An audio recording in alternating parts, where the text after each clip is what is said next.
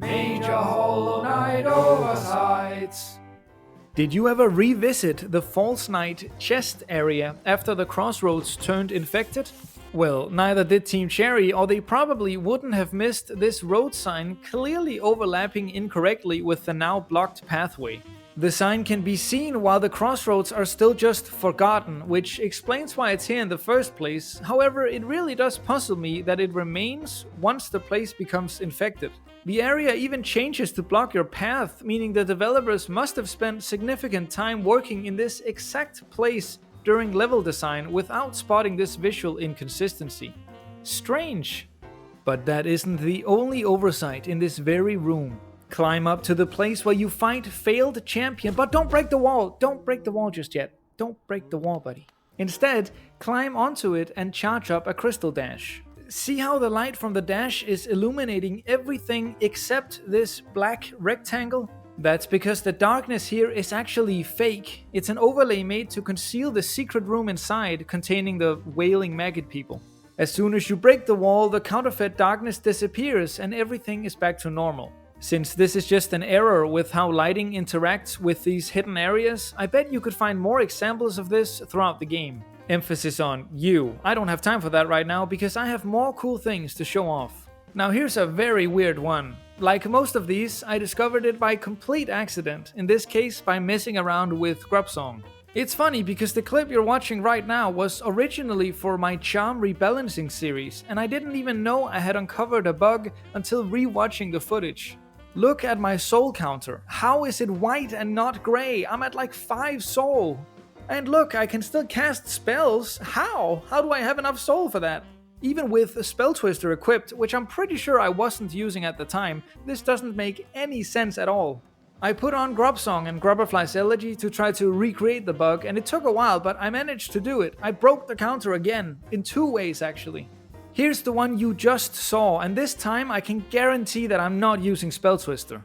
Look at how little soul I have while still being allowed to cast spells. Comparing this to what a regular vessel looks like, it's clear that when put side by side, I should not have enough soul to spend right now.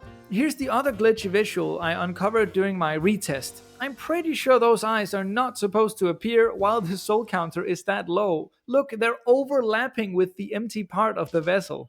Here I'm using focus to slowly lower my soul, and you can see how the eyes disappear early when everything's working normally. But for some reason, Grubsong does some weird stuff to that counter. Poor thing. Now, as an amateur game developer, I imagine nothing too crazy is actually happening here. Often you first implement the technical parts behind a system like this, then add visuals to try to represent those technical parts. And because those two systems are separate, the visuals may lag behind, because they're really just trying to tell you what's going on behind the scenes, rather than being part of the core system, if that makes sense. So most likely nothing is actually broken, it just looks that way. Pretty interesting though. Alright, here's a gameplay related oversight. Normally, if you get too close to Moss Knights in hiding, they'll jump out to attack you, and if you wanted to cheese them with spells, you'd sadly be disappointed, because Team Cherry made them invulnerable to spells before they arise to fight you proper.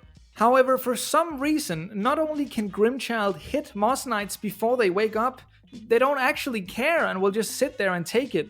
I know Grimmchild is weak, Mr. Moss Knight, but you're sure you're not underestimating him just a little bit? Well, there you go. Moving on. Not only is this another gameplay related oversight, it's another one to do with summons as well. I don't know what triggers this bug, but sometimes Weaverlings will get stuck trying to spawn and never actually be able to do so. They just perpetually spin around doing sweet nothing while you try to defeat the boss. Come on guys, a little help here? No? Place yourself in my shoes for a minute. You're walking through fungal wastes without a care in the world, and then, without warning, you suddenly see it. It's horrible. It's terrible. It's a missing texture. Or whatever you'd call this blue polygon on the right here. Yeah, it just kind of seems like Team Cherry missed a spot, which is quite understandable given the size of this magnificent world. Walking through the room transition, the other side contains no such blue polygon. I guess they only missed one side. I hope that'll continue to bother you each time you cross this area, just like it does for me now. You're welcome.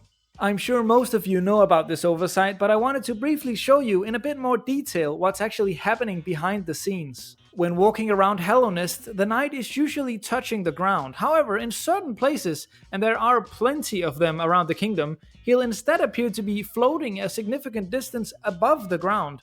Why does this happen? Well, it's funny actually, because it's for the exact same reason I suspect the soul vessel can glitch out too. And that's due to the fact that the underlying technical details of Hollow Knight have little to do with the visuals. When you're walking on the ground or touching a wall or banging into a ceiling, none of those physical interactions with the environment actually have anything to do with the visuals you're seeing. Those are just a mask overlaying the actual map geometry, which you can reveal using the debug mod. Now you can see why me standing on this gate looks so weird. It's because the bounding box is actually flush with the rest of the room to keep your character on the same height throughout the whole room. But the visuals don't properly match that bounding box, and so we get this strange conundrum where the player appears to be floating.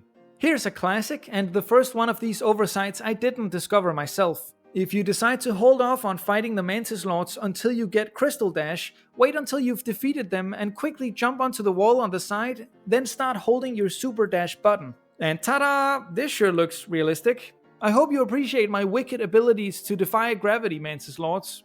Pretty cool, huh? I should have told you this earlier, but please stick around at least for the next oversight, because that one is probably my favorite of the entire video. This one is just a lead up, but they both stem from the same issue, that not all boss fights were implemented equally well into Godhome. One might recall a certain final boss, which has some projectiles that blend terribly into the background. But I don't want to show her because of spoilers, so here's another example of a fight that doesn't carry over well into Godhome. Nightmare King Grimm. Well, he carries over well in terms of fun. It's not an issue with the fight itself. Rather, if we just sit here for a bit, we'll surely see it any moment now. There it is. Look at that spike. Because the arena is now a platform rather than a room like in the original fight, you can see the bottom of the spike texture peeking out. Totally broke my immersion. Come on, man. Still a great fight though. Alright, here it is! I love this one so much, it's honestly hilarious. I am not a huge fan of the Hornet Sentinel fight. It's fun, but it's super unfair at times. But here is one thing I do like about it, this amazingly game-breaking glitch. See, because the walls in here don't act like those in the original Sentinel fight, Hornet can get stuck on them for a moment when using Aerial Lunge. Again, that's Godhome for you.